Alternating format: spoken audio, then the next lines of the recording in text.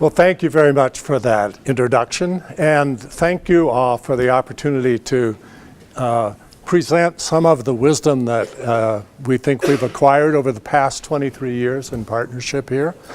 We were warned that this is an action-oriented group that wants to see not only results, but they want to be interactive during the session. So we've got a jam-packed session here that's built around transforming conversations here. So we're hoping you walk out of here with some tools where you can put them to work immediately. So here's the agenda as we see it for this next hour here. So I'm going to give you a little overview about the perspective we bring, and then an introduction to the Mobius Model. By the way, I'm just learning this culture. I've been here one other time, but I want you to know I am a charter member. Important thing. So what we thought we would do is to focus our attention here around a challenge that I think all of us in change management face, which is, what do you do when the stakeholders are not in alignment about they're not committed to the kind of results that you are responsible for getting? So what do you do in that kind of a situation? So here's a little bit about the perspective that I bring to this challenge as a cultural anthropologist. I was fascinated in anthropology to learn about the diversity of cultures that we have in this fantastic world that we live in. But actually what intrigued me most was applied anthropology. So I was interested in, I could see how the way I think, the way I feel, what I do has been influenced by my culture. But there was a part of me that said, how do you change that? How do you change the culture, reshape the culture that's shaping me? And I would say that's the question that has been central to me since I finished the degree and we've been working together. That it's, how do you do that? How do you change the culture to create the kind of person that you want to be and the kind of world that you want to live in? So we're going to give you our model for doing that. We'll give you a guide. We're going to offer some tools, give you some chances to try them out. We'll see how it goes. And one of the things that is going to happen here after you do your exercise is that we will do a case study, which will be live. I have no idea who I'm going to be talking to, but we'll have you bring forth some challenge that you have, and we'll try these tools out so you can see that. And then we'll wrap up. So that's the agenda. Let me give you the perspective that I bring, shaped by cultural anthropology, left me with the question that I just shared with you. But there were a couple of ahas along the way that I want to share with you about how you do that. And one of the first things, the big aha, was that as human beings, our culture is embedded in our language, in our conversations. So if you're going to want to change the culture, you need to change the conversation. So how do you do that? That's what we're going to offer a guide for doing, changing that conversation. But it's interesting to notice as well what's unique about the kinds of language, the kind of language we use as a species. I think it's different than other species. Others can communicate with each other, but it's about the here and now. Ours is one of the, what I think is unique about it is that not only can we talk together here with the words coming out of my mouth about the here and now, we can talk about the past, which isn't here, right? How many of you are watching the Roosevelts? Fantastic, isn't it? So we're talking about a time beyond which be far back that none of us have lived in, and yet you can see how it impacts the way we're living today. And we can also talk about the future. We can envision possible ways of living that we aren't now currently able to do. So Yeah, and I find it interesting that a lot of the advice these days about how to be well, for well-being of self and others, is to bring your attention to the present moment, right? That we're distracted by the past, we're distracted by the future. Being in the present moment is key to our success here. So that was the first big aha. So the answer lies somewhere in facilitating conversations that change in the direction that we want to go. That was the big one. The other one, I invite you to try on yourself, is that I suddenly realized that all the things that Marjorie and I do in our practice, whether it's facilitating a large-scale community dialogue around some issue, or team development, or strategic planning, or coaching, they're all conversations. Does that make sense to you? It's really, you're just having conversations or you're facilitating conversation. So we all know that some conversations can start a war, end a war, start a relationship that lasts for the rest of your life. So it can be creative and it can be destructive. So what is it that makes conversations creative?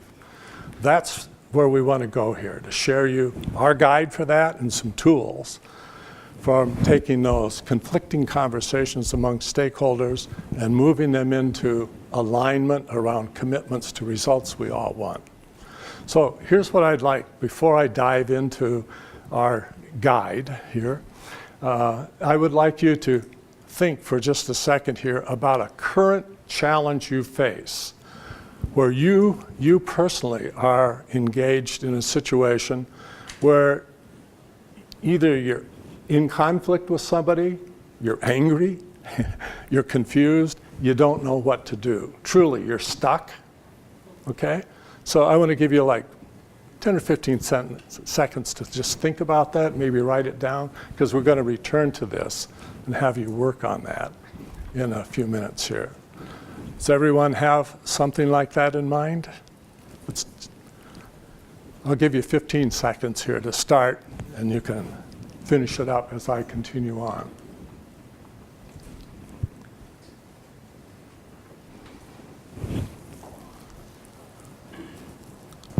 This probably should be one that you're willing to talk about too. That may narrow it down. Okay, so be thinking about that as we go along here and applying it in the guide that we're proposing here. So this is the Mobius model. And what I want you to notice about it is, first of all, there is a golden middle, a yellow middle, that is the space of dialogue, which is a certain kind of conversation that we'll give you the details on later. And then there's an outer ring that we're calling monologues. Now, monologues are those viewpoints that you hold, from which you speak, that you feel passionately about. See, the color is in that ring. It's like you feel strongly about that, and if you hear people speaking from a different viewpoint, you react to it. You can react in a couple of ways. We're going to explore those here. But it's a viewpoint that you're inclined to either attack people who disagree or to flee from them. We're going to talk about two kinds of monologues here that are sort of the verbal expression of our fight and flight response. So let's go with the fight response first. So usually fight, you start knowing you've got this monologue present because you're feeling some anger, maybe rage, or maybe just something like dissatisfied. Things are not going right here. So that's the feeling. The thoughts that are going on include words like this. And I'm going to use, yesterday I was coaching a couple of facilitators of a team that were in a bit of trouble.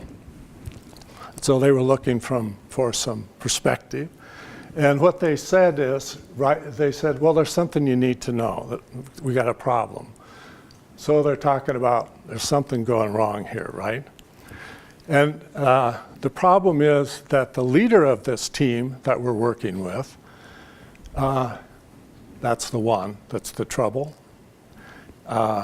is making the mistake of talking too much. She calls meetings of her, she's high level, calls the executives together, goes to the meeting, she ends up talking the moment she sits down, and when it comes time at the end of the meeting, she's talked the whole time. Nobody's had a chance. So they're saying, we don't want that. We'd like to do something to change that situation.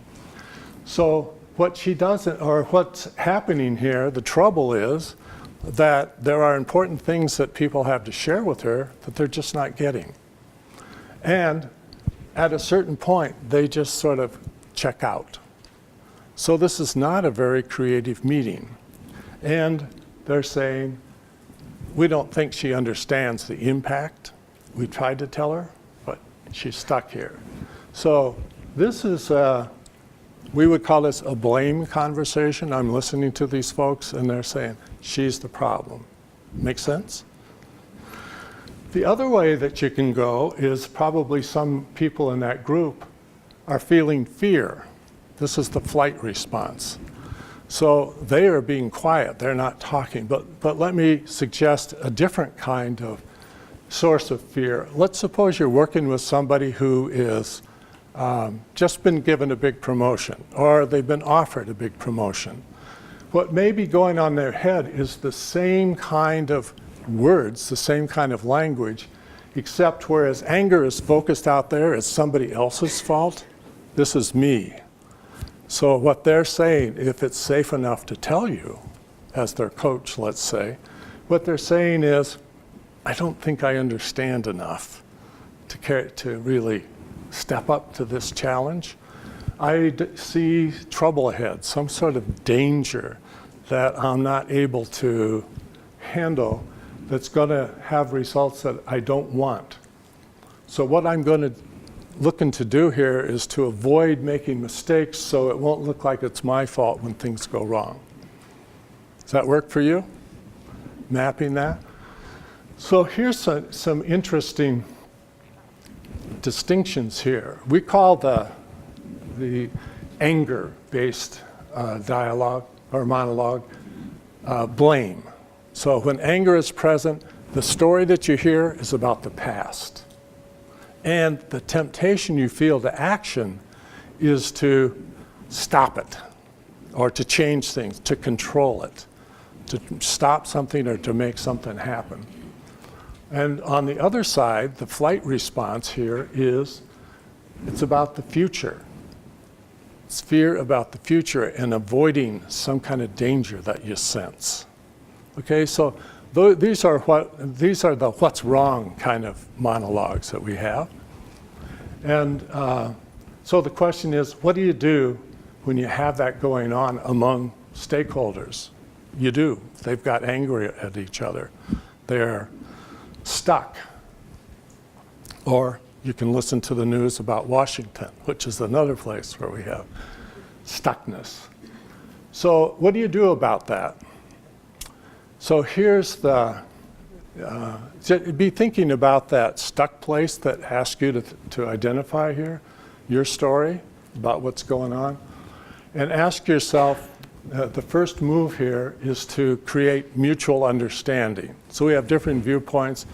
What we mean by mutual understanding is not agreement. It means that we have different viewpoints, but we understand each other. And ask, when you're thinking of your own situation, do you think that that other person or persons understand your point of view? So maybe you do, but my guess is probably not. And if you ask yourself, do I think they believe I understand them? Probably not, right? So here's the advice that we would give. You already know your own point of view. So if we're going to get to mutual understanding, what's missing is you understanding their point of view And not only that, that you understand, that they know that you understand their point of view. So you've got to listen, just to see that you get it, and then ask them, not say, oh, I get it. Say, did I get it? And at some point, when you really do understand, there's this really interesting moment. You can see it in their eyes. They go, I think you do, but don't you agree? So there's an opening for you to listen or to share your point of view now. And if you want to be savvy about it, you say, well, yes, there are some things that I agree about, and name those. And say, I'd also like to add something to what you've said here for us to consider. So that's where the difference comes up, not like a fight, but like an opportunity to explore together. Make sense? So if we can listen to understand each other, I'm going to give you sort of the yellow brick road version of how dialogue goes. It doesn't always go this way, but that's not a stopper in the end here. We can return to that. So if we understand each other, there's something transformational that happens. It's like having two eyes set apart. You see a depth perception. With a depth perception, you can't see otherwise.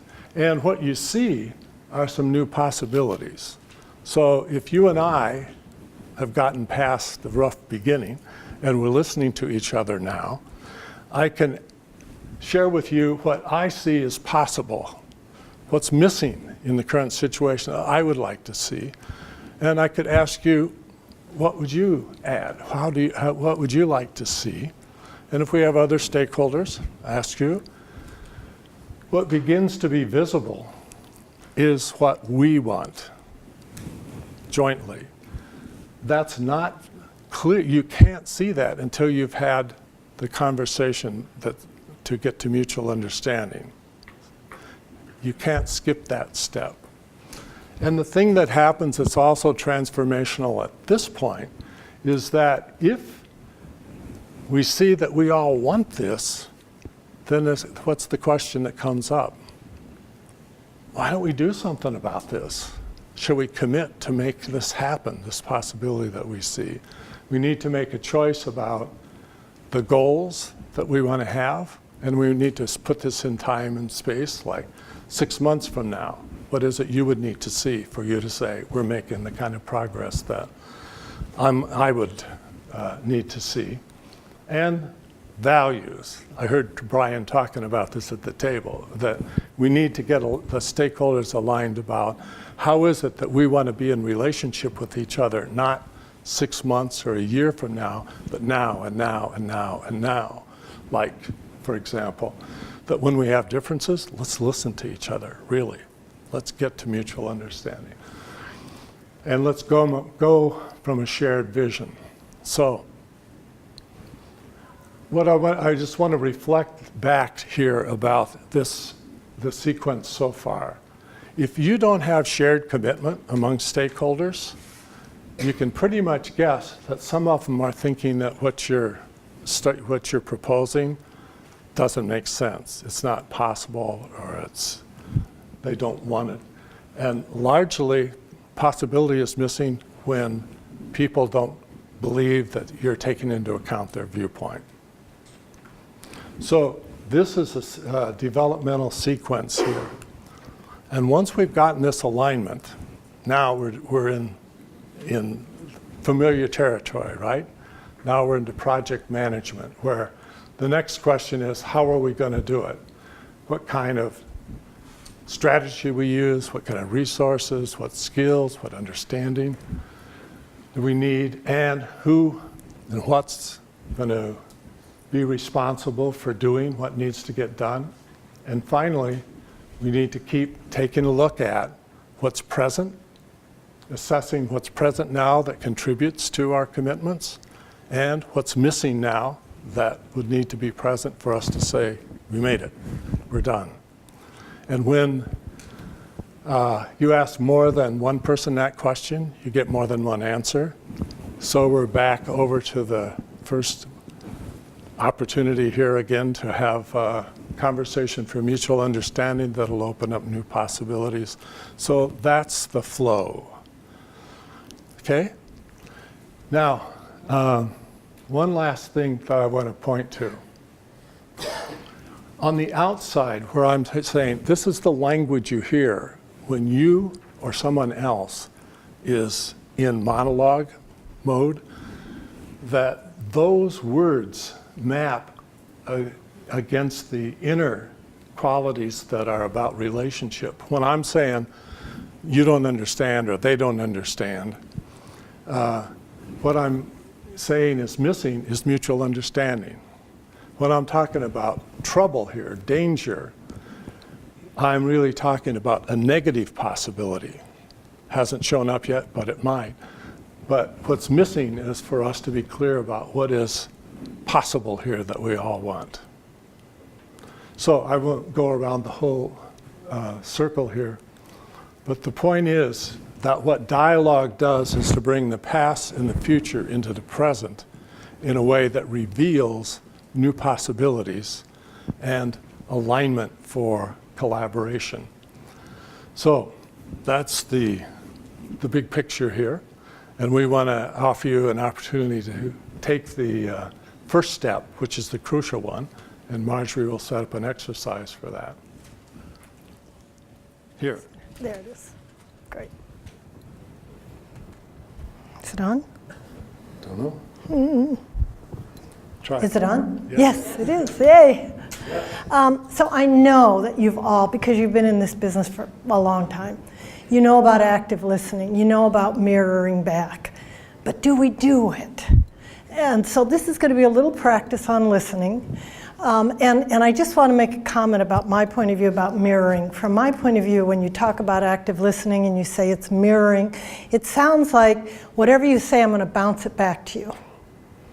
It's kind of insulting. I think what I want you to be doing is really listening so that you could stand in that person's perspective and give it back to them in a way that they say, yeah, you really got it. Sometimes they might even say, boy, you made that really make sense. You really understood. So I want to set up an exercise. Will, are you switching it?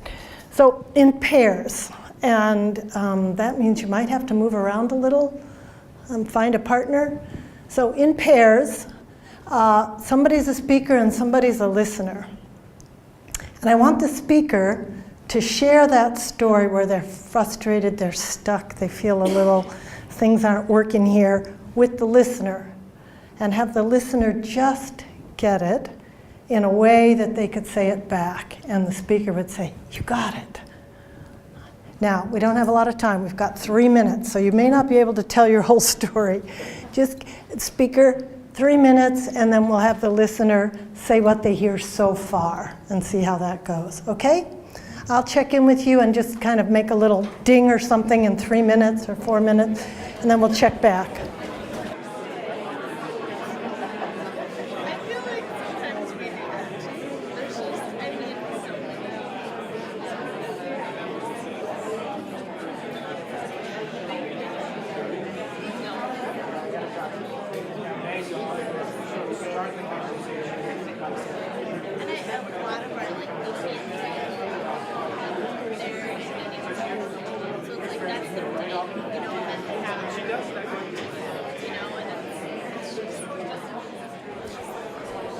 All right, I know you're having great conversations, but I want to invite you back for a little check-in here. So if you can find a stopping place. This is going to be true confessions. Now don't leave your partner. Stay with your partner. We're not completely done, but so I want to know, listeners, this is true confessions. Any of you have going on in your mind some ideas for how they could fix this problem? Anybody going on in your mind agree, disagree? Or trying to analyze it from your own position, trying to figure out from your own position, anybody trying to analyze the situation? And then my favorite is going, oh, I know just what you mean. I had a guy just like that. Any of you doing that to make it feel like you're together on this? So I want you to look at the back of your handout here. At the top of the page, we have what's called the temptations. And these are the temptations that distract you from real listening. For listening to what it's like to stand inside that person's shoes, assuming they're a rational, aware person, and see what it's like to see it from their perspective. So it's a compassionate, respectful, deep understanding. So if that's happening, you won't be having any of these temptations, or if you do, which is normal, you'll just set them aside and listen so that you can say back just what you're hearing. If you do it really well, what's going to happen is that speaker is going to want to tell you more. They're going to go deeper. They're going to tell you, reveal to you maybe the fear that was under the anger. So I'd like to switch and do it the other direction now. So listener, could you tell your story to the person who was the speaker before? And let's see really deep listening. So 3 minutes, and then I'll check in with you to switch.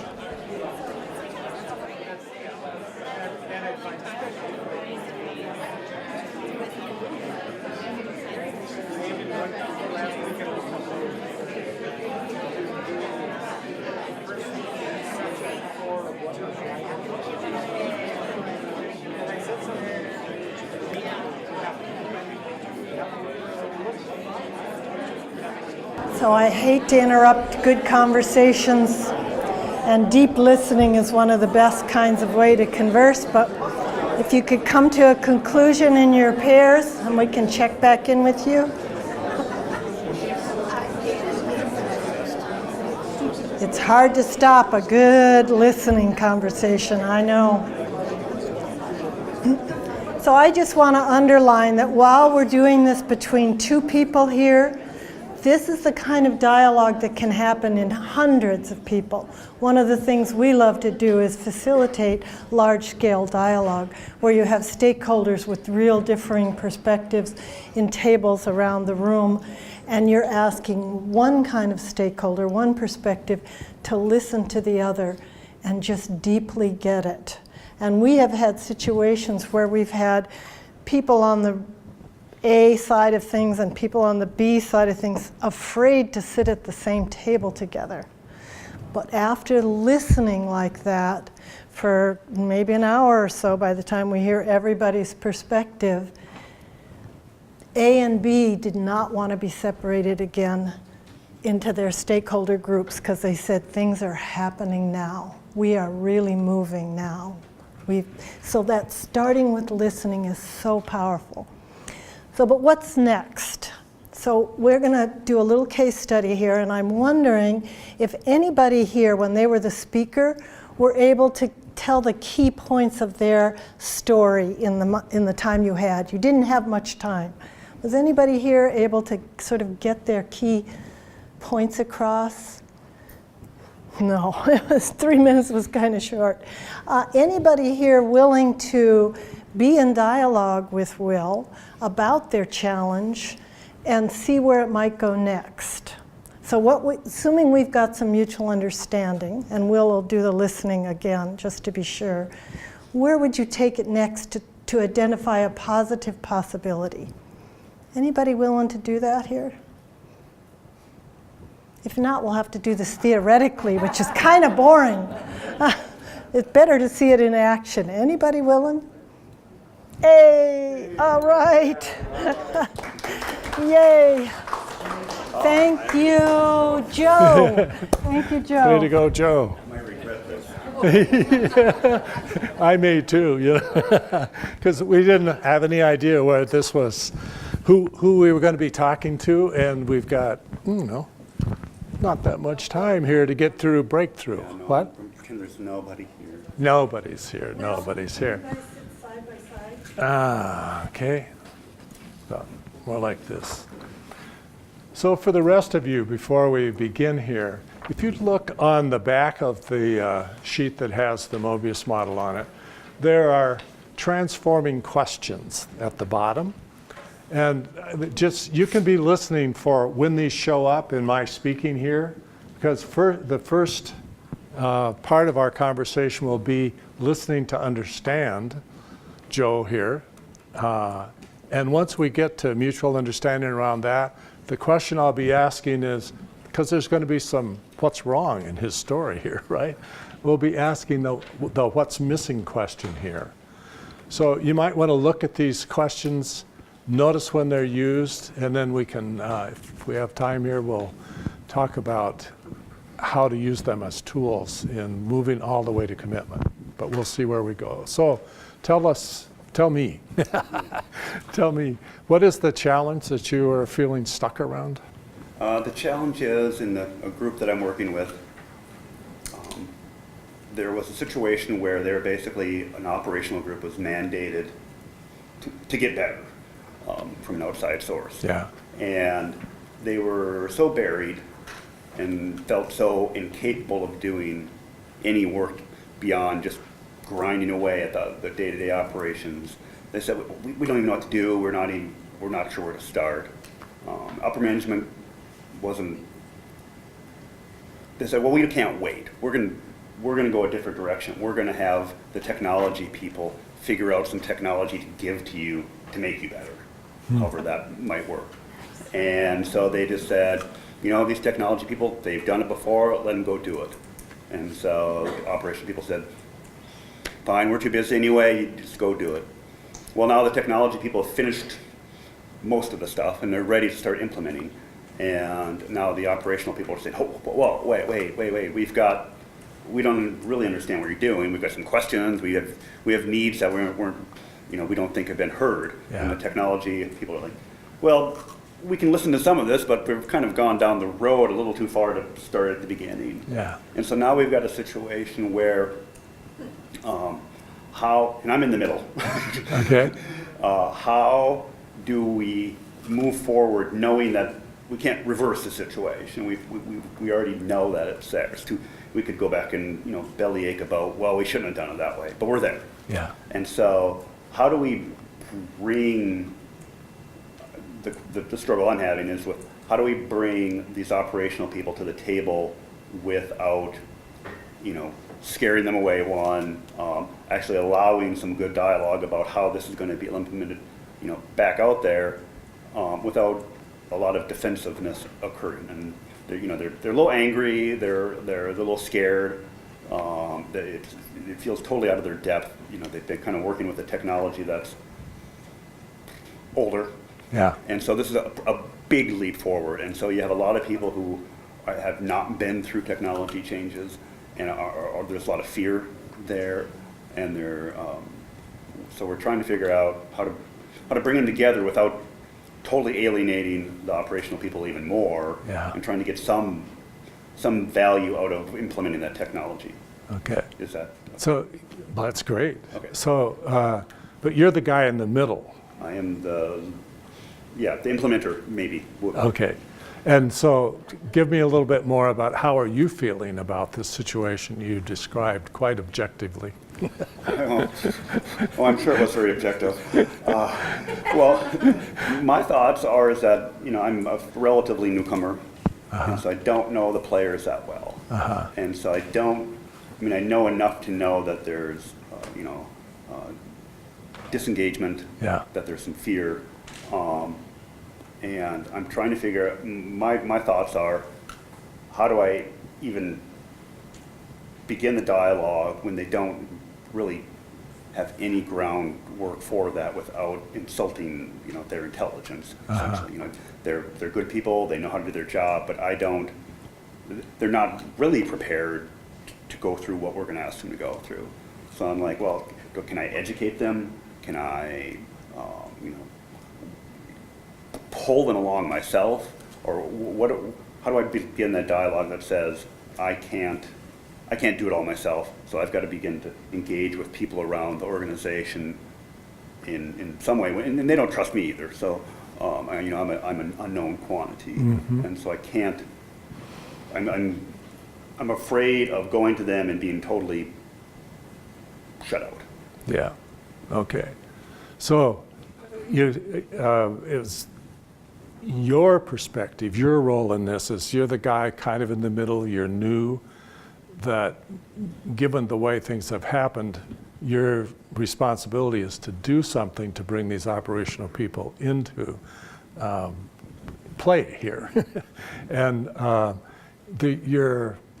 you actually don't understand what you can do to do that, given how things have played out and you're the new guy. So you're kind of stuck with this, how do I do this without insulting them? You've got some, well, do I educate them? I don't know, though. I'm kind of, yikes. Yes. So did I get it? Yes, you did, yes. Okay, good. So the I don't understand what to do part here. So what's missing that would need to be present for you to be no more inside than you are? Things to be exactly how they are, but what's missing now that if we're added to this situation, you'd feel this is good? I guess the word that comes to mind would be building a trust. Do they trust me enough to let me help them out? Yeah. I think that's because they don't know me. So if they had some trust in what I could offer to help them out, because I think I can help them. Yeah. Otherwise, I wouldn't be there. Yeah. And so, how do I build trust quickly? Okay. You know, because Great. time is of the essence. Obviously, you're going to implement something. You don't have years to build trust. So the possibility here, maybe, is to do something, we'll have to figure out what, to create a level of trust that they would work with you. And so the next question would be, what would that look like? Not necessarily what would you do, but what would you be seeing then if they did trust you that you're not seeing now? Ooh. That's a good one.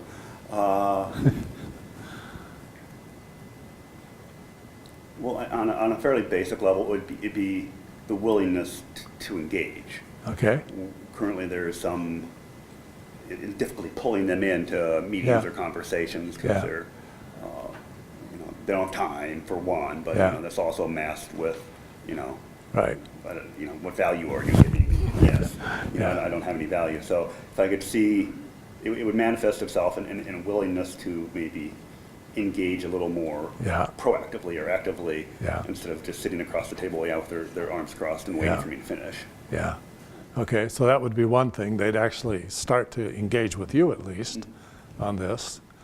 Anything else come to mind? On the spot?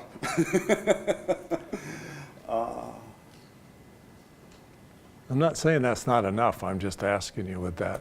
If you saw that, would that feel satisfying to you? It would feel satisfying. Okay. And it would build confidence to maybe take another step of engagement or proactive behavior on my part. Great. So there'd be a give and take. They feel like they're comfortable, and I could step in. Kind Okay. of dancing. And as you've come to know these people, do you think that if they got to know you and to engage you, that they would say this is a good thing that's happening? Yes. Cool. So so we just have to figure out how you make the invite to get that to happen. Right. So what is some specific tool or choice or activity that might open those gates up? Okay. I don't know what that is off the top of my head. Yeah. So if you were, so I'm talking to you and them sort of here. So if you were tracking where this conversation went, it went from I'm scared, I don't know, into okay, I think you understand. And then I asked the what's missing question, and the possibility was about trust, which it's kind of a broad possibility here. But when I asked you what would that look like, you were able to say, well, it would be them engaging me and seeing that I can trust this guy and we could do something together. Right. Is kind of what I get. Yes. Okay. Did you see that? Yeah. So really, there's an invitation for you to make. It sounds like you feel confident that if they would play with you, that they would see this is a good thing. Right, yeah. Create the opportunity to show value to them that they can't Yeah. right now see. Yeah.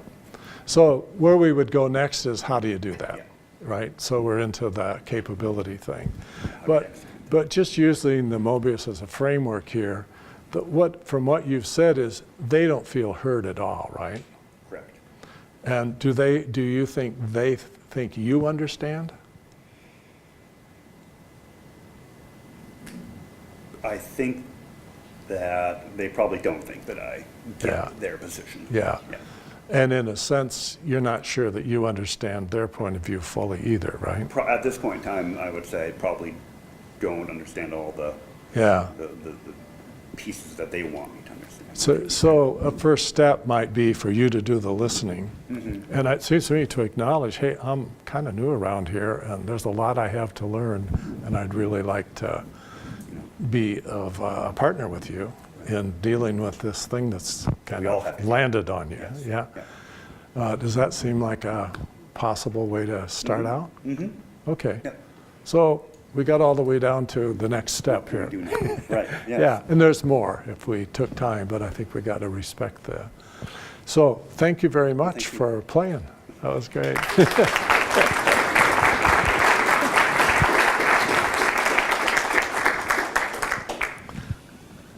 So why don't you come up and see if there's something you want to add, but I'd say as a wrap here, that when you first heard the story, that Joe told. It's kind of what's happening out there in the world, but not a lot about me and how I'm feeling. And sort of, I'm new to the game. That came later when I asked him those questions. And I think one of the biggest barriers to being able to facilitate the kind of dialogue that will make a difference in this situation is that you really need to be able to do it with your own monologues here. I mean, he's got a yikes monologue going on here, a worry, right? And so all you need to do is to notice that, acknowledge it, and know it isn't a stopper. Just bring that into the conversation, and you need partners to do that. But you did a great job. So that would be the wisdom here, is that it isn't about strategy out there. The culture change starts within you and the kind of listening that you do. Anything you want to add to this? Just, can I grab your paper for a minute? Just for those of you who might have been engaged in listening, which was great, just notice that the 3 questions that Will asked. Joe played the game like he was coached or something. When Will asked what was missing, he said trust, which is a positive condition, but it's very vague, right? So then Will asked the next question.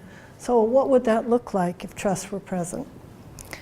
And he didn't have to ask the so that what question this time, right? So anyway, we find these really powerful questions, so we hope they'll be good tools for you in your work, and thank you. Thank you.